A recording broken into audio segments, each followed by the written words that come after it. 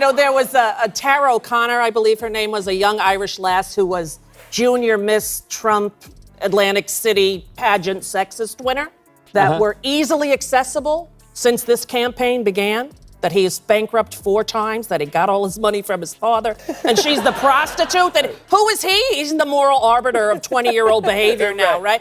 So then I said, some facts that I just went on Wiki. Have you ever wondered what happens on The Apprentice set when Donald Trump thinks the cameras are off? According to Rosie O'Donnell, Mark Burnett is sitting on hundreds of hours of footage that would destroy Trump's carefully manufactured image as a competent businessman. Imagine what those tapes might contain: unhinged tirades, inappropriate comments, moments of confusion, all captured but never aired. O'Donnell described Trump's reactions to criticism as uncontrolled and erratic, comparing him to a toddler having a tantrum. What if America had seen this side of Trump before he entered politics? Before we move on, I'd like to ask you a small favor. If you appreciate this content, please take a second to like this video and subscribe to the channel. Over 98% of you watch the videos without subscribing. It costs you nothing, but it makes a huge difference to us. So, did you click the subscribe button? Great. Thank you so much. Now, back to the video. What if the man who nearly became a 2-term president was nothing more than a character created for television? Before Donald Trump occupied the Oval Office, he occupied our living rooms through The Apprentice, and that's where the great illusion began.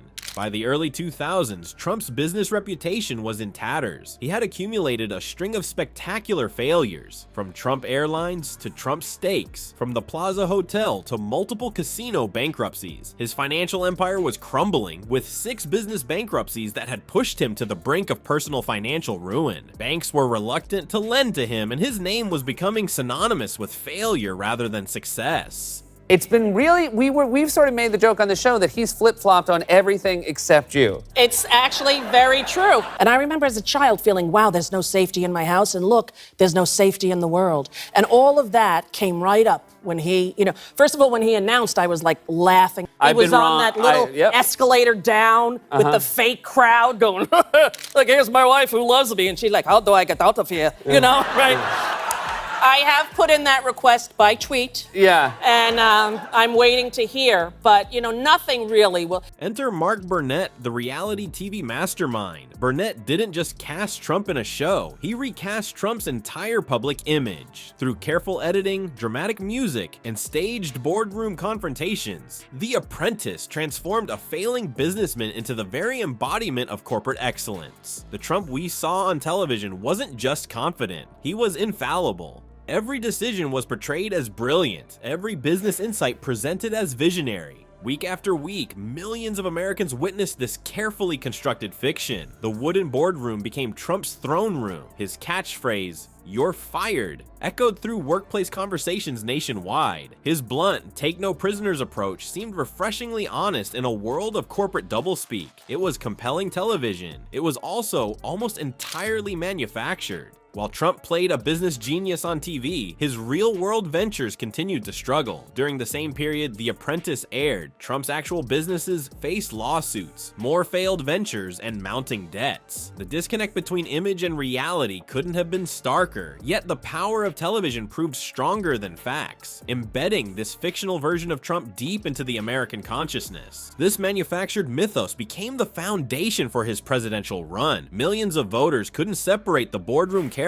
from the actual man. They believed they were electing the decisive, successful leader they had watched for years, not understanding how thoroughly that persona had been crafted by producers, editors, and clever camera work. According to Rosie O'Donnell, what America never saw was far more revealing. She claims Mark Burnett possesses hundreds of hours of unedited footage that would shatter Trump's carefully constructed image. Footage allegedly showing Trump using racist language, making sexually inappropriate comments to women, including telling them to get down on their knees, and displaying erratic behavior that contradicts the cool, composed character presented to viewers. Behind those unaired Apprentice tapes lurks something far more disturbing than mere business incompetence. What psychological condition drives a man to obsess over crowd sizes at 3 a.m., lash out reflexively at any criticism, and according to Rosie O'Donnell, go apeshit when faced with the slightest embarrassment? O'Donnell's assessment of Trump doesn't pull punches. She describes him as a cruel criminal and mentally unstable man whose behavior follows patterns consistent with severe narcissistic tendencies. Her comedy special does more than entertain. It references the alarming findings of Duty to Warn, a book authored by 27 psychiatrists who felt professionally obligated to alert the public about Trump's psychological state. These mental health professionals collectively labeled him a narcissistic mentally ill person, breaking their usual silence due to concerns about national well-being.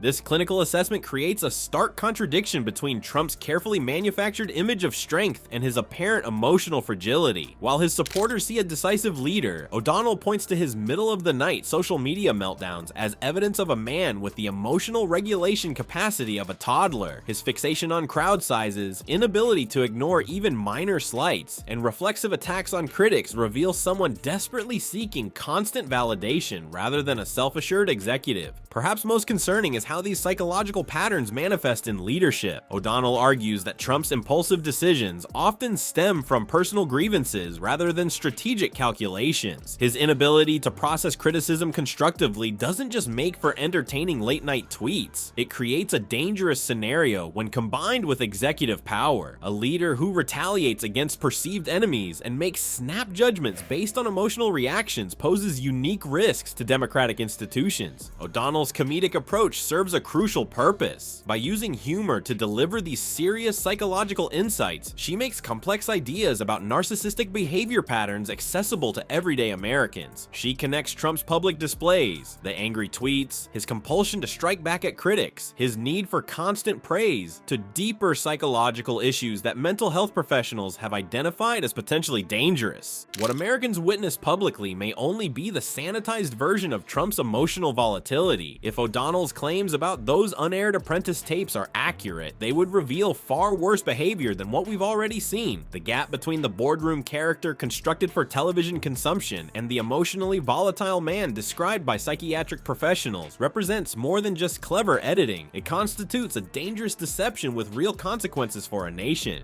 The gap between television persona and governing reality has perhaps never been more consequential than in Trump's case. Experts have repeatedly warned about the dangers of confusing reality TV charisma with actual leadership capability. Trump's carefully manufactured image as a business genius wasn't just misleading, it fundamentally altered American politics by convincing millions that the edited character they saw was qualified to lead a superpower. O'Donnell's critical assessment resonates beyond mere celebrity feuding. Polling data consistently reveals widespread public concern about Trump's unstable temperament and fitness for office, validating her warnings. Through her comedy, she's articulated what many political analysts hesitate to state plainly, that America entrusted extraordinary power to someone whose emotional volatility posed genuine risks. As voters navigate future elections, the lesson transcends Trump himself. We must recognize that rehearsed sound bites and crafted personas reveal nothing about someone's capacity to handle genuine crisis. The true character of leaders emerges not in carefully staged moments, but in how they respond when challenged, criticized, or confronted with their own limitations, away from the protective shield of friendly editors and sympathetic cameras.